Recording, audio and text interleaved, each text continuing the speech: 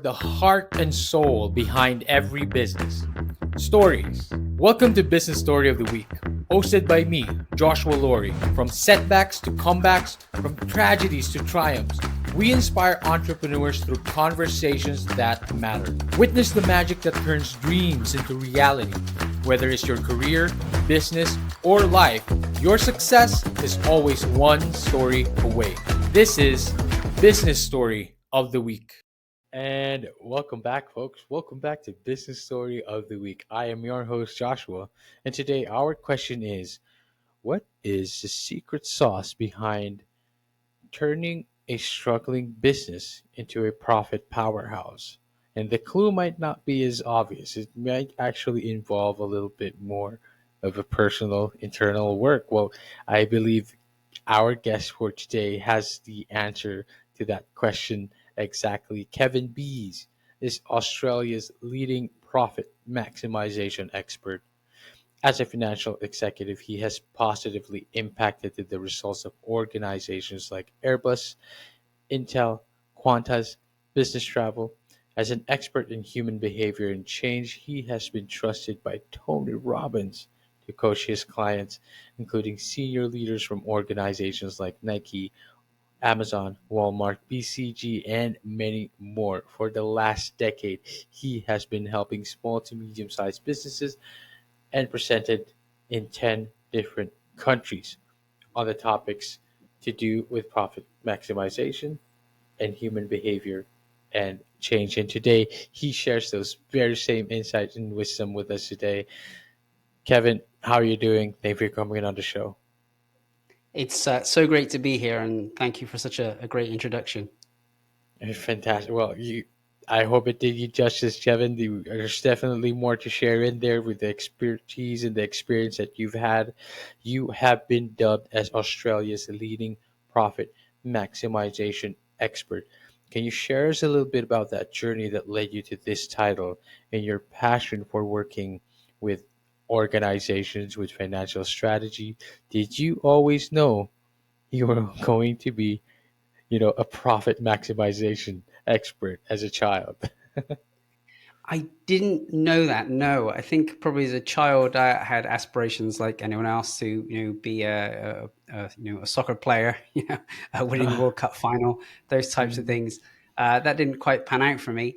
But actually, you say did I know when I was younger? I think probably when I was around 12 to 13. My dad Mhm. was a manager in an electrical contracting firm. Now he was a very skilled electrician. He was a very good technician, and he got Mhm. promoted into being a manager of the organization. It was his job to help win the work, keep the business going. And the economy went through a recession, and there were more electrical Oh. contracting firms than were needed. And as a Mhm. consequence, that business didn't survive. And I think I remember at the time thinking I didn't want to be in that position. You can imagine the stress that would be, my dad would have been under trying to keep that Mhm. business going and helping it win work. And no one gave him the skills or the training to do that. He was trained as an Of electrician. He course. wasn't trained as someone to help do the marketing, to do the sales, to retain the clients. So I think back then I probably had a kernel of an idea that I wanted to be able to help organizations be able to do those types of things. And over the years, I gradually evolved into that. I started off in accounting and finance, and Mhm. I got very good at analyzing the numbers. I was like my dad. I was a very good technician. I got very good Right. at analyzing the numbers and understanding what would happen in the business. And one day, I was an intern at Intel Corporation, and I was having some mentoring there from the leaders there. And they were giving me this work to do. And I thought I was just crunching numbers, analysis, and it was just going to my boss and it was being forgotten. But one day I was in this room of, there's over 2,000 people on this call.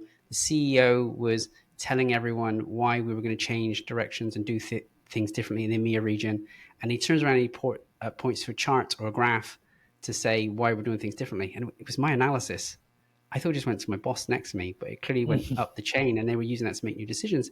And that's when I had the realization that even someone who was young and inexperienced, if I Mhm. could understand the numbers, if I could read what was going on in a business and do some decent analysis, I could help change the decisions. I could help change the direction that organization was going. So maybe at that point, so maybe at 13, I had an inkling of the idea. And maybe when I was in my early 20s, at Intel Corporation, I had this realization like, wow, maybe there's something in this.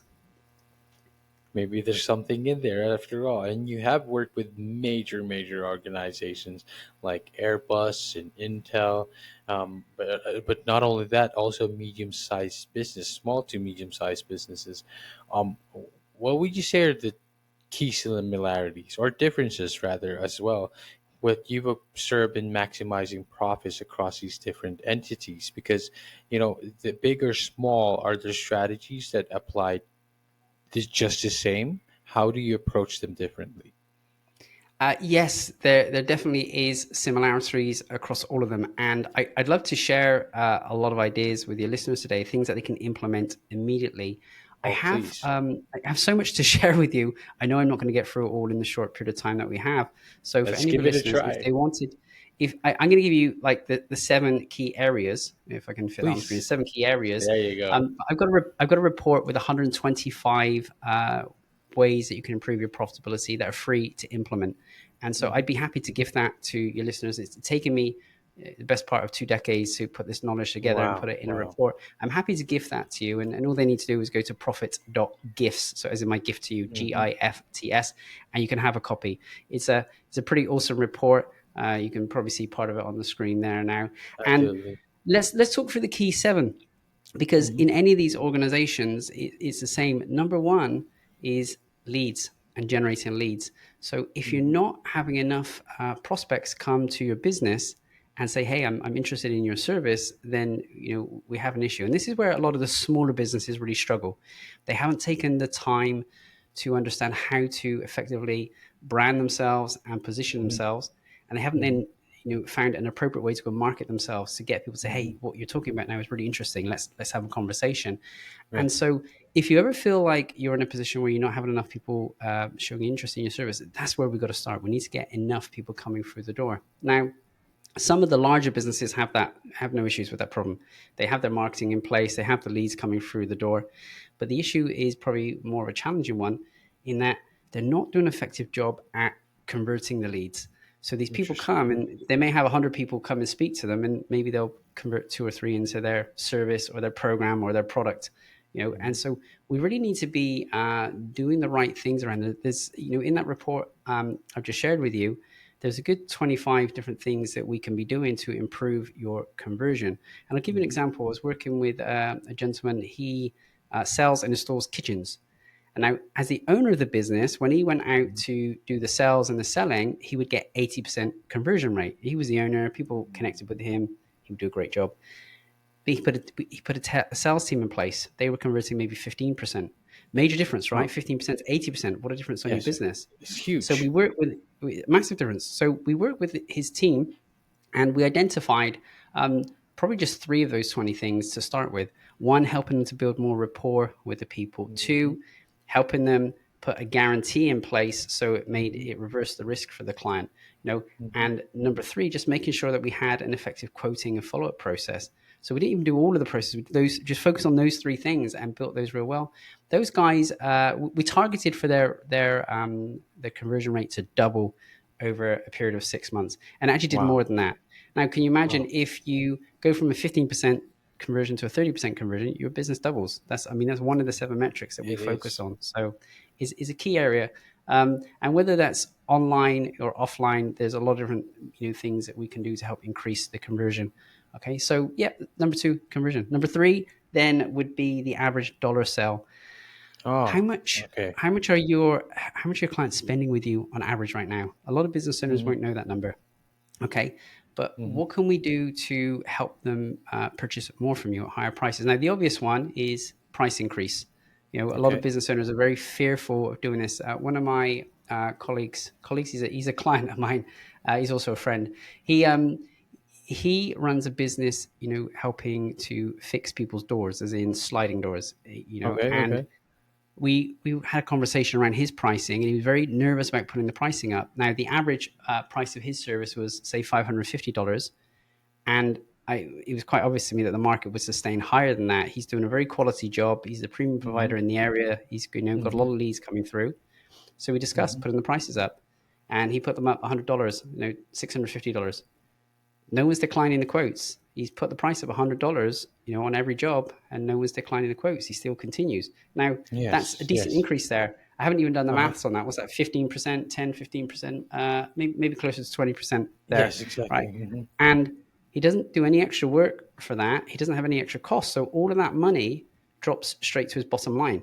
Okay. Oh, So interesting. now price increase, of course, is one way of doing that. But what other services should we be offering your clients that we're not offering right now? I'll give you another example. I want to Please. spend my time focusing on my clients and serving my clients. Hmm. So I don't want to be doing things like, mowing the lawn, cutting the grass.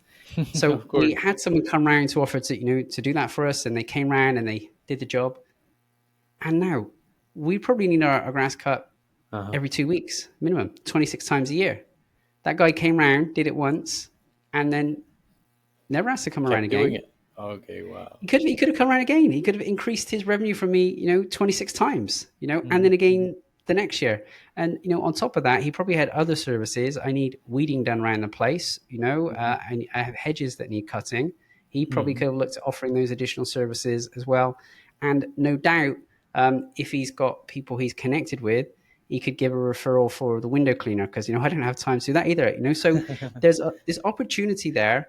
He really Yes. could have expanded the range of services that he was offering me. Now, maybe he just didn't like my garden. Maybe he didn't want to work with me. I don't know, but There you go. is a common example. A lot of people are missing these opportunities. It takes a Absolutely. lot of time and effort to go out and attract new clients. Why aren't we fully servicing the ones that we've got right now? So how do we help Precisely. them increase the average dollar sale, how much they spend with us? And I kind of tied in with that the number of transactions. How do we get them to transact with us more frequently? I'll give you That's one other quick fascinating. example on the transactions. I have some lawyers I work with in Ecuador, and Hmm. so they continue to renew trademarks and patents and those types of Okay, things. okay. And they never had a very good systemized process for following up and reminding people. So as a Hmm. result, people weren't getting reminded, they weren't getting the work, they weren't doing these things. So once we put an automated system in place to remind people, people just started clicking, subscribing, signing up for these things. And of course, there were more transactions. They did more revenue in the first 3 months of the year than they did in the whole of the year before because Wow. they had that Of process course. in place. Okay, Hmm. so there's a first four of the seven. I'm conscious I'm talking and talking and talking. Any questions on Absolutely. those, or do you want me to keep going? No, so let's recap that for a bit. By the way, Kevin, you could use the full screen right now. The preview is probably just half, but we can on the final one we can see the full screen. So if you want to share anything on the screen, share away. But let's Oh, recap yeah. those four right now. The first two were Number one, get more mhm, leads through the door. more leads, Number of course, two, which is the first thing. Hmm. be more effective at converting those leads, getting them to join you and work with you. Number Yes, of three, course, and we then help them servicing. to spend a higher average dollar sale. So they There you spend go. more money with you each time. And then the Hmm. fourth one is they purchase from you more frequently. So spend more money and more frequently would be There would be you the go. bonus for And the very first one, of course, is more important. To getting leads, getting people through the door is very, very important. It's. I think it's very relevant that it's the first step. It's the first item on that list. But I like how you also say that they spend more and they spend more frequently, and how you get that done is something that you guys teach as well. So these are four out of the seven. Walk us through the rest. Let's also talk about the margin on your product. So, how much money do we keep when we make these sales? So, Hmm. for every time we sell something, we probably have a cost of that sale. Hmm. Are we effectively managing those costs? Now, it could be a physical product. So, maybe you sell cars, right? And you Uh need huh. to purchase those vehicles in the first place. Are you getting the Hmm. best deal? Maybe you're manufacturing cars. Are you getting the best deal on the parts? Are you There you assembling them go. in the most Hmm. effective way? So Hmm. how do we maximize those margins? And let me give you another example which may be more tangible. One of my clients is they own and make jewelry. Okay, Okay. and they sell the jewelry. And so there was a scenario where they sell a lot of engagement rings, and their customers were happy. They would either have like buy a diamond engagement ring or a Right. sapphire engagement ring. Now, Okay. because they'd done a very good job with the sapphire, the sapphire supplier, they got a very good Okay. price on those products. They could sell, the diamond ring at say $5,000 or the sapphire Okay. ring at $5,000. So Uh huh. customers equally happy, but they would keep more money on the sapphire because they had a better deal with the sapphire suppliers. So Right. by focusing in on that, we managed to, they didn't even need to increase their revenue, but they can increase their profitability. Okay, customers aren't even spending more, but they're making more. They're keeping more. And so, are we encouraging customers to buy the products, that's suitable for them? We don't want to sell them that's not suitable for them, but are we Yes. encouraging them to Yes. buy the products that actually helps maximize your margin? Now, I spoke about that there in terms of like the cost of sales, but even your overheads. Are you managing your expenses? Sometimes I speak to clients and I ask them, about their overheads, and they say, "Oh, we manage these very well. Like we're fine on that. We're very tight on expenses." And when we Mm-hmm. go through Mm-hmm. it and look at it, there's often things that we can delete. We actually just don't need them. There's systems Right. and Right. processes we can automate, Uh and huh. there's more cost-effective ways we can delegate. So I'll give you an example. I had a client. He runs a large transportation service out of a large airport, Right. Uh huh. and one of the things he had, we looked at his staffing patterns, and he had in the later in the evenings, he had these staff on these shifts. Very few airplanes would come into the airport that time of night, Okay. and Okay. so they'd be dealing with one or two customers. So Uh we huh. worked out, could we put, like a screen there where the customers at that point of day, they press a button and they get their ticket and off they go to the transport. And of course, Yeah. we could. That change of shift pattern saved him over $1 million a year. Okay, he put a new shift pattern in place, and it made no difference to the customer. The customer at that time of night was happy to deal with a screen rather than a person. They still got the Of transport that course. they needed. Uh huh. Uh huh. So we can look at things in a different way from a different perspective. Can we automate things? And delegation, do we need to be doing some of these things ourselves? I see so many business owners stuck doing jobs. They may be worth $300 an hour for the work that they do, Yeah. or $500 an hour for the work they do, but they're stuck doing jobs that are worth $10, $20 an Yes. hour. Of course. Can we Yes. begin to outsource that with the gig economy the way it is? you know can we start getting freelancers to do this work? Can we go and find ourselves Mm-hmm. virtual assistants? So that's number five. If we manage our That's costs, we number can, five. we can Manage your really costs, help definitely. maximize the margin. Precisely. I love the analogy between the sapphire and the diamond because I think costing also, yeah, I have experience in the restaurant business, so it's quite important, right? It's very important, especially with the ingredients and all that goes in there. But if you can manage that, your margin when it comes, because it's one thing to sell, but if you don't know your margin, then what's the point, right? You could probably be selling loads and loads, but you're spending just as much, right? So I love that analogy with the jewelry and of course the real life scenarios that you have with your other clients. We have two more. What would be the next ones? So this one I think is really critical, particularly for service-based businesses, but anyone who's got a team of people is time and time management. How are we Oh, using your time? Are we using it so that we're getting the best return on the energy that you're putting out? If we think about this, uh-huh, one of my clients runs an IT business, and he has uh-huh, a team of people providing IT services.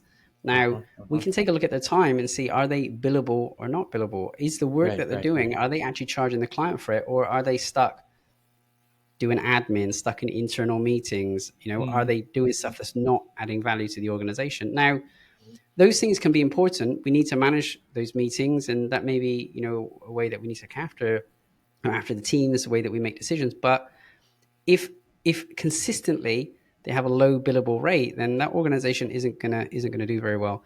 So I think the key thing is, one activity that you can do right now, if you're listening, to assess this is, we can take a look and see all of the tasks and activities you're doing and put Mm-hmm. them in a bit of a matrix. Okay, a three Interesting. by three matrix. Imagine you drew this matrix.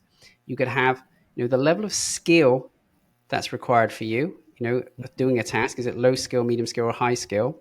And the Mm-hmm. level of fun or fulfillment for you, is it low, medium, or high? So if you had Oh, like a three by three grid and you plotted okay. all of your tasks in there, what you would Okay. find is, ideally, all of the stuff that's high skill, high fun, that's where you want to spend your time. But you're going to Mm-hmm. find that you're doing a lot of things that may be low skill, low fun. If we can start moving you from that low skill, low fun area to the high skill, high fun area, your business Mm-hmm. changes. I'll give you one example on this. One of my very early clients, I love this as an example.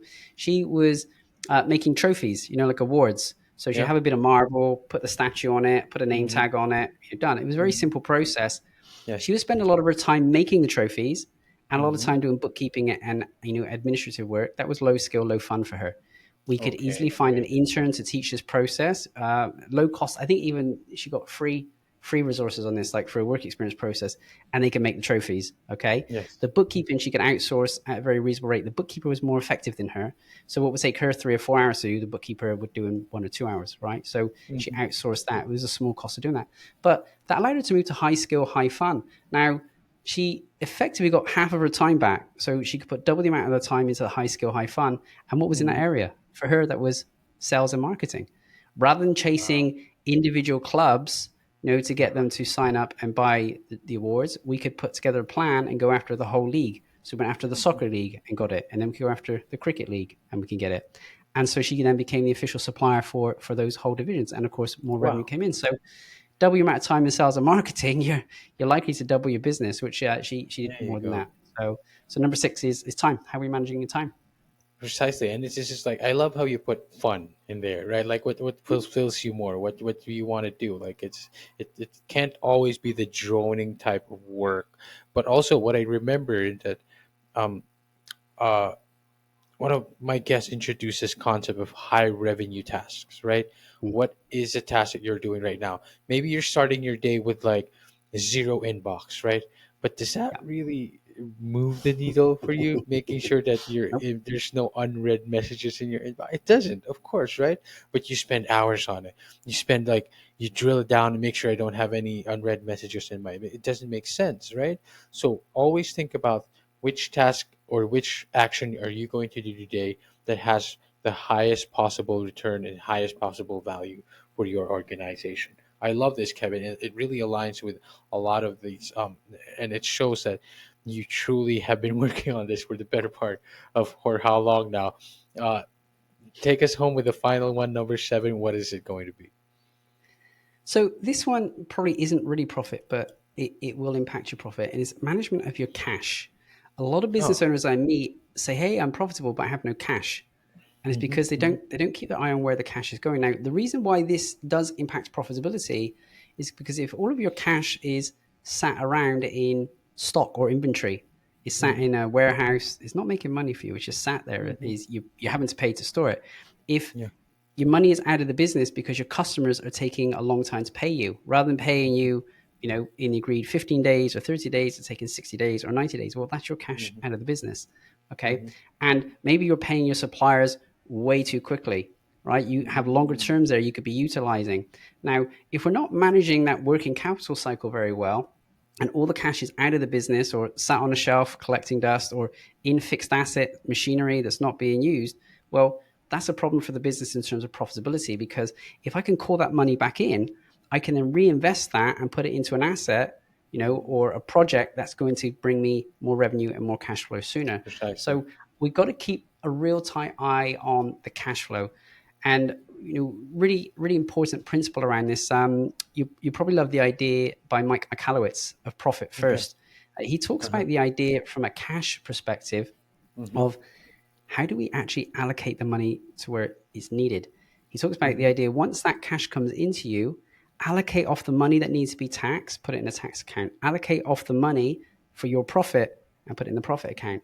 And then whatever's left over, you've got to manage the rest of the business on that.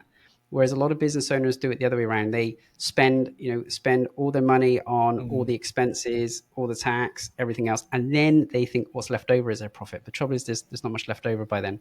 So There you from a go. cash perspective, let's make sure it's not out of the business too long, and let's make sure we're being really effective and parking the money where it needs to Mm-hmm. be, so you actually have some profit left Exactly. over at the end of the day. And it's not stagnant, of course. I mean, at the very least, put it in the bank, maybe, right? At least it's earning somewhat, right? But not like stagnant is staying there. Actually, parking it. In some instances, you're actually losing. You stand to lose a lot more than you earn because, like for example, in inventory, that those things depreciate, and you're actually losing That's right. value on it instead of actually earning something on it. So parking might not always be the best option, but it really shows how much that you really are going through these seven things right now, these seven items, because you truly are the profit maximization. As emphasis on maximization, ladies and gentlemen, I'm sure with those seven items right now, it truly shows your expertise in the better. I have, this entire industry and the niche that you've gone into, have you, and you've shared a lot of success stories as well, but this time I want to ask a little more outside the business realm. Your expertise extends to human behavior and change as well. How do these elements play a role in your financial strategy and profit maximization for businesses? And do you have a particular success story that stands out? Yeah, many. I wonder which one to share with you. Oh, please. The psychology and the human behavior piece is critical, Mm-hmm. because I can give you all of the strategy. I can tell you step by step what to do. But Mm-hmm. what will happen is, if your head or your mindset's not in the right space, you're not going to follow through. You're going to find a way to sabotage or hold yourself back. There's a great concept around this. I mean, it's called the idea of upper limiting ourselves. Gay Hendricks, in the book The Big Leap, he really shares this. He summarizes it very well. But we get to this point where we're driven in human behavior perspectives to get away from some pain, either something's going to hurt us, or to go towards some pleasure. Now, that pain may be that, hey, my bank account is getting close to zero, and Mm-hmm. the pain for me is like, I don't want to be, in negative. And so then, Mm-hmm. as I get closer and closer to $0 or £0 in my bank account, I get motivated. I get those customers to pay me. I do my marketing strategy, and I get back to a level of money I'm comfortable with. Maybe it's 10 grand, maybe it's Yes, 100 yes. grand, maybe it's a million, maybe it's a billion. It's different for everyone. But Mm-hmm. getting Mm-hmm. towards that is painful. So I take action. And Mm-hmm. so Mm-hmm. some people are really motivated by that. Others are motivated to go towards the pleasure. Now, I may have a certain amount of pleasure that I'm comfortable with. Okay. Maybe if if I have 50,000 in the bank, maybe if I all of a Mm-hmm. sudden had, 100,000 or 200,000, that may cause a Mm-hmm. problem for me. People begin to get rid Yeah. of the money. And you'll know this intuitively. You hear the example of lottery winners. They'll win 2 million, 20 million, 100 million. 2 years later, they're back to They're, this yeah. set point Done. where they were beginning. Mm-hmm. Mm-hmm. They get rid of it. It's gone. Precisely. Or flip it the other way. Someone who was worth $1 billion and then lost it all, how quickly did they get that $1 billion back? They find a way to get it back because Oh, that was their set point. interesting. Okay. It flips Uh-huh. both ways. Now, to come back to your question, I can show everyone all these strategies, but what happens when they begin to break through and they begin to succeed? All these doubts or beliefs or fears or sabotage patterns Okay. show up. One of my favorite examples, you asked for an example, my favorite one, a gentleman in New Zealand, and his business grew. It doubled in a period of a year working together. The business doubled. He was having more revenue, more profit, more success coming through. Was able to buy investment property, get the car that he wanted, and then all of a sudden he stopped doing the work. He stopped taking the action that we agreed on. He was Yeah. finding ways to go in and get involved in stuff that wasn't going to yield him. And when we looked into it, we dug into his beliefs, and he had a belief in there that wealthy people are dicks, right? Wealthy people are dicks. Now, the problem was he was becoming a wealthy person. He was Uh-huh. having the success. And so he didn't want to be a Mm-hmm. dick. So I get rid of the money. There's another client Exactly. I had. She wanted to go from one on one coaching to speaking internationally. Okay. Now, we accomplished that. She started doing that. But as she started speaking internationally and having this success, all these other problems started coming up, about, her family. And, because now she was having success, the family saw her differently. The friends were seeing her differently. And so it Interesting. felt like it was a disconnect. Now all of a sudden Mm-hmm. she was doing better than her parents. And Mm-hmm. there's a belief like they don't want to sabotage that belonging.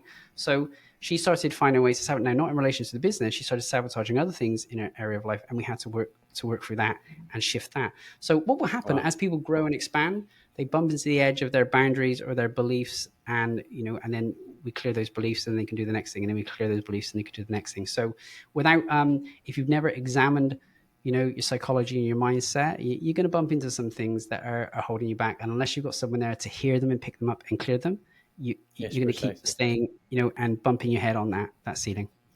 I love that example of yours, like wealthy people are dicks. Um, from where we are here in the Philippines, we grew up on, we call them telenovelas. We grew up on TV shows where, the protagonist is always the poor person and the Mm. antagonist is always the rich person. Ah. So it's the psychology there growing up is like all rich people are dicks. All rich people are cruel people and they're never going to be on your side and all that. And it's so strong. It's a very, very strong psychology and mindset to get into because then you'd feel like, hey, so long as I'm, it doesn't matter if I'm poor, so long as I'm a nice person, right? It doesn't Mhm. matter if it's almost like we call it poverty porn, because Yeah. it's like it tells people to, it's okay, man, stay in your lane, stay, it's a difficult psychology to get over with, and it takes a lot of coaching, a lot of reprogramming. And it's great that this is something that you do, Kevin, because um, it's not just about financial strategy. It's also part of profit maximization. If you are able to maximize your own psychology and your behavior when it comes to money, your relationship when it comes to money. Well, and how easily it comes to you and how you feel about it. Like, Mhm, we don't necessarily want to have wealth if it's associated with all this struggle.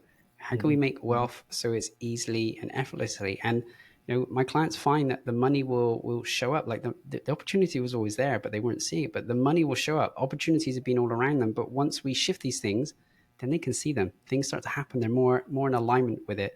So we want to attract that. And you mentioned about TV. You say TV novella or television novella. yeah, yeah, yeah. It's you may have heard before, like the idea is TV program, right? Mhm, And mhm, it's a mhm. program, it's programming you. Like your mind is getting Exactly. programmed as you watch that, it's getting absorbed. You're learning those things, you're seeing the values, you're seeing how people interact. And Mhm, so what we need to be very mindful of is how we're programming ourselves. And so I sometimes have this analogy, and I wish I had it here to do it for you. I would get like a big jug and I'll fill it with Coca-Cola. And I say, that's your mhm. current programming. That's your thoughts, your That's it. beliefs, your That's values. it. That's what's giving you everything you've got now. And I get a Mhm, big jug of water. This is new programming. We stop watching those mhm, TV novellas that aren't serving us, and mhm. we start listening to people who are having success in wealth. We read those books. We take on their beliefs. We Wow. get those programs, or we get the coaching, and then we pour the water in, which is the new thinking, and we pour, pour, pour, and sometimes like the Coca Cola starts coming out and going everywhere, and we may pour a whole jug in there, and there's still Coca Cola, and we keep pouring, pouring, pouring. So we've got to keep pouring as a continual thing. We keep pouring that water in there until eventually it becomes clearer and clearer. And I think that's the game. If we keep watching those things that are portraying those beliefs that are going to hold us back, then Mhm, we'll keep having that. If we can create an environment around us where we have the right people around us, we have the right educational resources around us, then that will begin to change. So you hear mhm. this over and over again. It's about the people that are around you. There if there are four divorced people, in your friendship group, and you're the fifth person, you'll soon become divorced, right? Oh, If yes, there of course. are four impoverished people in your group, well, you'll become the fifth one. Or if there are four people who are doing very well successfully financially, you'll become the fifth one. So who Mhm. are you hanging around with? What's that environment? I'll share with you just one final story. I was in this fishing Please. village in we're in Cambrils, which is close to is a seaside town outside of Barcelona. Mhm, And I was watching these trawlers come in. They had all their catches, the fish for the day. And I was watching mhm, what they would do, and they were separating the fish. They were putting these, fish into the different buckets, so I guess they could probably sell them at the markets. And then they had these crabs. The crabs were still alive, and they're mhm, throwing these crabs in a bucket. And I was thinking, well, like the crabs are still alive. Why don't they put a lid on it? These crabs are going to get away. And mhm, I watched. Sure enough, one crab started to climb out, started to try and get out, and I thought, oh, he's going to get out here. And then the next crab reached up underneath him and pulled him back down. And he tried again, and the crab pulled him back down. And I think this mhm, is what can happen with our peer group. If we start to have success and start doing well, if they're not the right peer group around us, they're not wanting to succeed and grow in the way that we are, they'll pull you back because as you grow, they feel less than, or they feel not as mhm, worthy, or they feel they're going to lose you. So they have a mhm, vested interest in pulling you back. So we've got to make sure that we've got the right people around us. So I mhm. wonder who's in your group right now. If you have people around you also have been programmed by the same things and been held back in the same way, that's not going to help you get Of forwards. course. Or can you put some other people around you who won't pull you back, but instead will help push you up? Absolutely. Here in the Philippines, we call it crab mentality, and it is an epidemic. It is an epidemic when it comes to a lot of. We were taught growing up, and I believe there's a bit of truth to it that it's so ingrained into us Filipinos that crab mentalities are go to. It's something that we always do automatically. It's in our nature that someone succeeds, we want to pull them down because, Filipinos feel less all the time. We're quite insecure about, our standing in society and in the world. But I'd like to think that crab mentality exists everywhere. It's something. It's That's human nature, right? It's something that people feel insecure, and to not feel that, we do everything to avoid that. We pull people down to our level. And again, let's just surround ourselves with people who will elevate us, push us up, and take us to that next level. Kevin, you are exactly the type of voice and that leader in that field. You have been trusted by Tony Robbins to coach one of his top clients, top level clients everywhere. Um, I'd love to give this opportunity right now. Um, first of all, where can we find you? Where are you most active in? Are you on all the socials? Where can we find more about Profit Hive and about all these secrets and strategies that you have for us? Yeah, thank you so much. So, just start with the free report I shared with you. Go to Mm-hmm. profit.gifts, GIFTS, and Mm-hmm. then you can access that. And then that will flesh out some of the things that we've done. I appreciate we've done like a very high level, big picture here today. So that will give you some of the detail and the step by steps around there. It's a pretty easy report to go through. I mean, it's laid out in terms of questions. You go through the questions and you'll find Mm-hmm. ways. And I've had people message me and say they've gone through this report and implemented some of the things in there and make money straight away. So do that first and foremost. I just want to be of service. Profit.gifts. And if you do want to understand more, you can find me on LinkedIn. I don't think there's any other Kevin B's. I might be, I don't know. Actually, I should check that. Or the Mm-hmm. website profithive.com.au. All right, that's fantastic. So once again, to our audience listeners, Profit.gifts. Make sure to check that out. Go in there and get into more of the free report. Find the free report, and maximize your profits with. All right, fantastic, Kevin. One last question, one last thing. I always do this for all our guests and listeners as well. Um, one last thing, one tip, one advice that you would give to our audience and listeners. What would it be? Take us home. Oh, only one. I think success leaves clues. If you see someone else Oh, having the results that you want or helping other people get the results that you want, then seek them out. Ask them, how do you do that? And they'll be willing to tell you. You spoke about rich people before or wealthy people before. Very frequently, they're in a great position. They're happy to give back and serve and support, as much as they can. So yeah, success leaves clues. Identify somebody who's having the results that you want and go and ask them, how do you do that? and like they say, you should be. If you are not the smartest person in the room, you're in the wrong room. So find the successful people and you learn from them. You learn much faster. Kevin, it's been a pleasure. It's been great. Thank you so much for being on the show. Thank you for being here. Hey, my pleasure. I really enjoyed it. Thank you so much. And to all our audience listeners out there, see you on the next one. All right, so here's the thing. We try to get a little bit better every day, but we can't do it without you. So if you like the video, make sure to like and subscribe below. And if you have any comments, just leave them in the space under.